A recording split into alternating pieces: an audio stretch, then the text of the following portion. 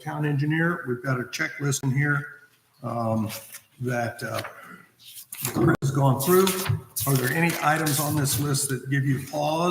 Have you any comments regarding the items on the checklist? No items on the checklist. We do acknowledge that the ordinance, that our current checklist is a little out of date compared to what our ordinances are requiring and what we're doing. That is something I believe on the council agenda next week to move forward with updating our ordinances, our engineering manual, and our town standards. So just as a heads up. Let's just elaborate on that a bit more for those of you who are not familiar.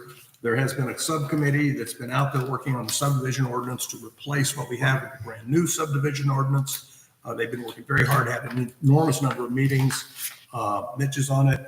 Kim, I guess you're on it. So there's 2 members from P&Z, 2 members from the council, and I guess some other staff. So that has been moving along. It was in pretty good shape. There are a few minor open issues. Last I heard, I'm not on that committee. You want to give us an update? We, based on the feedback from the workshops, we're just circulating it so that we can get to a final version. Great. So that should be coming out soon. And that'll be a recommendation to council. So to council. the subcommittee will make a recommendation directly to council. And council will have an opportunity to reject, change, deny, whatever they want. And then also the process for the revision of the engineering manual. Yes, We've got an agreement with you. that's what's on the agenda. I think. Yeah, so it's either going to be on the 28th or the 12th. Right. We're still working through a couple things to fine tune that, For but the council to approve an agreement with, To begin the, to begin the Yes. process of changing it. to update the engineer manual. And the checklist. Correct. Because the checklist is acknowledged to be out of date. The only other thing to kind of mention is part of our procedures now, we've decoupled the final plat from engineering plans. So we've been in touch with the developer and their engineer. There's a few things hanging on the engineering plans. Approval of the plat today does not end that. So even though we're comfortable with the plat where it sits, all of the data, all of the line work, the requirements are good. There's still a couple of things with the engineering construction plans which need to be approved administratively after this prior to any construction. so Chris, are those 2 things, what's referenced in this letter dated the 15th, or is that something different? That is probably the same thing. Yep. I asked because one of them was a lot dimensions. Yes. So that there was on the plat, there was a couple of little lot dimensions. Did you get, I don't know if they sent another one after that or if this is the same version, but the lot dimensions were very minor typos. Okay. And so we wanted to get that in the letter. They may have already updated it by the time this got to your presentation piece. Okay. Thank you. Yeah. So when you're talking about lot dimensions, are you talking about the square footage? It was the northwest corner. It was a dimension that was just off. Okay, I think it was missing, if I'm sure. okay. So it was just a couple of pieces of information that we didn't find were considered finalized. So 2 of the lots are not 2 acres. Then that might have been what it was. Then we have I had another person look through the plat that was one of our surveyors. Okay, So But in the final analysis, they all are 2 acres or more. yes, do we have that somewhere? Yeah, in what they provided back to Chris.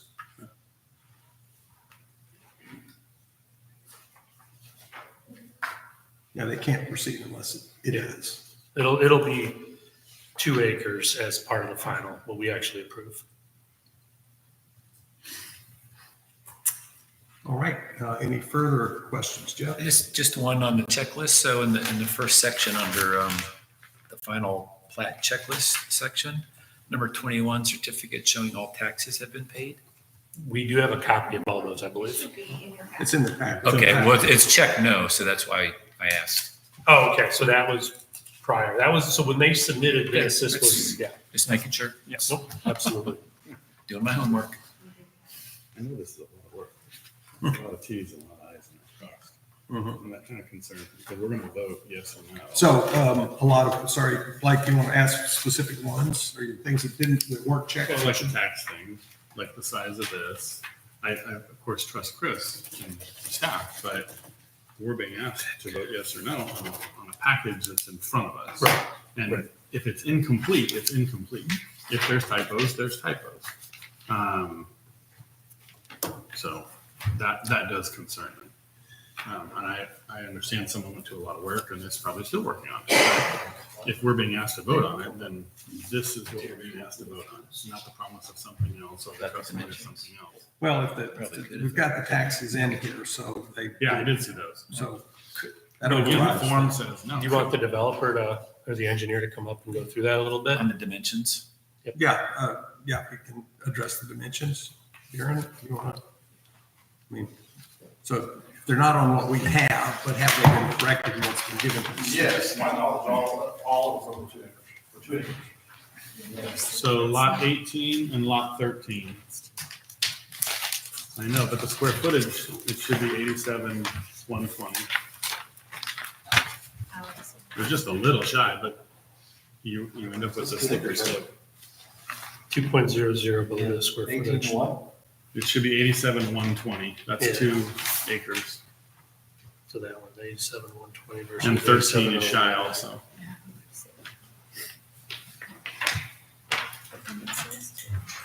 Well, I know, the computer rounds it. Gotcha. What does it say this? They say 2, but the square footage is not. 87,099. Oh, gotcha, you did the math. Yeah. Okay, Yeah. yeah, he did the math, that's good. And there's plenty of extra square footage. Yeah, so that actually comes up to 1.9995 acres, so, yes, so it is very much a lot.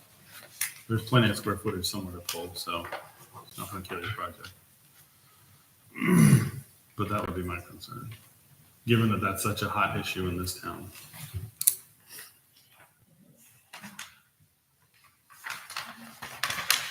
So, Chris, you want to address rounding for us? I mean, this is like 1.9998. Is that 2 acres or not? Yeah, I mean, since it is a square footage item as opposed to a decimal item, I think that would be something that we'd want to consider. Because there's a bunch of them that are off by 5 square feet or something. Right. Um, I only see 2 that are shy. Again, that, I mean, also too, that could just be the rounding issue when they're doing the closing of the dimensions. Yep. I mean, we can ask to table this if you want, or we can add that as an additional condition to verify. I think it has something to do with the surveyors. It's how they run their loop around it, so you can just do it, I mean, if you're just looking at the area, I mean, it's gonna come up as 2 acres, but if I'm not a surveyor, but they have different ways of coming up with the areas, Right. so, I mean, it could be a rounding issue when they're running their loop through there. So, I mean, if you want us to verify, we'd be more than happy to verify them. Yeah, I guess I would be careful of that argument, but. I mean, another way to look at it is the Because that average round- square that foot round- is, on these lots are clearly over 2. There are a couple that are a few feet. Yeah, a few feet one way, a few feet the other way. A Oh, few that yeah, are slightly the property bigger. line 1 inch, you solve this problem. Yeah, Right, That's the right. width of the tape Exactly. when you go around. Yeah, I mean, exactly, so, I mean, I don't doubt the spirit is fine, be but more than happy to verify. But if we approve we can something- submit it to make sure, and we can get it back to where, I mean, if we need to have. I understand one Half approval is inch not a number. precedent for the other from a legal perspective. But if one citizen wants to look at this, if we say no to them, right, because they're short, and they look at something like this, they're like, well, that doesn't seem fair. Yeah. No, it's a Legally, very I good point. understand we're covered. Because but this, just- that data is on the final, will be on the final plat when it gets recorded. So I think it's a good point. So what would your recommendation be then? That we approve this subject to the adjustments? or- Yeah, and make that in a separate condition. So add that as an additional condition. Number 18 and 13. Well, that doesn't bring the people under Just verify those 2, 18, 13. Yep. Okay, I think that would be fine. I don't want to hold up their stuff. yeah, because I mean, it's just, Yeah, it's not worth holding it up, but if we can solve the problem, solve it. okay. That makes sense. Were there any other items on the checklist that bothered you that weren't If we're checking no, that should have been yes. I haven't seen. That's the only one, actually. Okay. All right.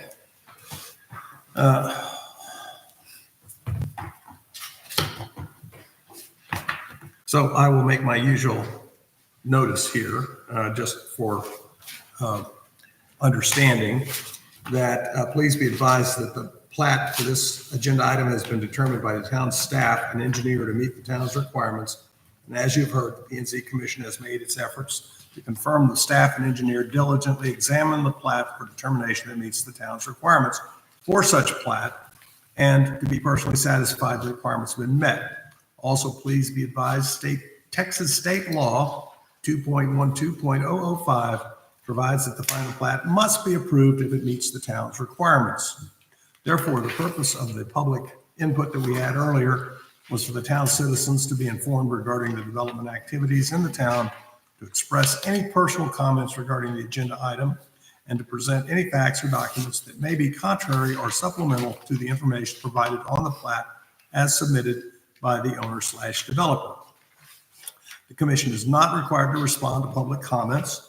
However, the commission may choose to respond directly to any public comment or to ask the developer to respond to any public comment either contemporaneously or subsequent to the closing of the public hearing, which we didn't have tonight. The commission will listen attentively to all public comments with the absence of any new facts that might be presented. The commission will have, but in the absence of any new facts that might be presented, the commission will have no option other than to approve the plat as submitted, although in rare situations, the commission may choose to approve the plat subject to certain conditions that could require the owner developer to provide a written response. Such response would be reviewed by the commission at a subsequent meeting to be held within 15 days of the receipt of the written response from the property developer or owner. So that's the standard boilerplate, the fine print that's at the bottom all the time. Any other discussion on this particular project? Plat, final plat? No? All right, then I guess I would accept a motion to approve the plat, and final plat for the Awney Ranch as presented, subject to the condition that the developer comes back to us with clearing up lots 18 and 13 Correct. to confirm that they exceed 2 acres. Well, and I think also the condition of the letter of April 15th, right, which is an engineering thing that still needs to be Yeah, addressed. and subject to the engineering to be Right. final, which doesn't come back to us. That's a separate engineering process. So none of those things have to come back to us for written approval. They just are part of the engineering process.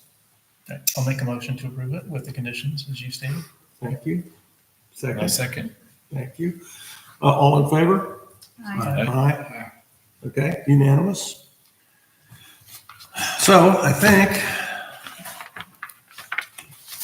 back to Arjun. Thank you, Darren. Well, as you know, we've already talked about the cancellation of the public hearing for the application that was withdrawn. Are there any future agenda items that need to be brought in our next meeting?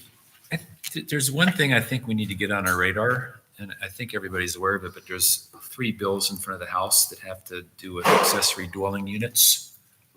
And as you know, we spent all that time, particularly Mark, Chairman, writing up all those regulations, but that potentially is going to change. Yes. And I was hoping our attorney was going to be here, and I'm hoping he's paying attention to that. I sent you some information today on that. You did, okay. All 3 of them? HB 878, HB 1779, and SB 673. Yes.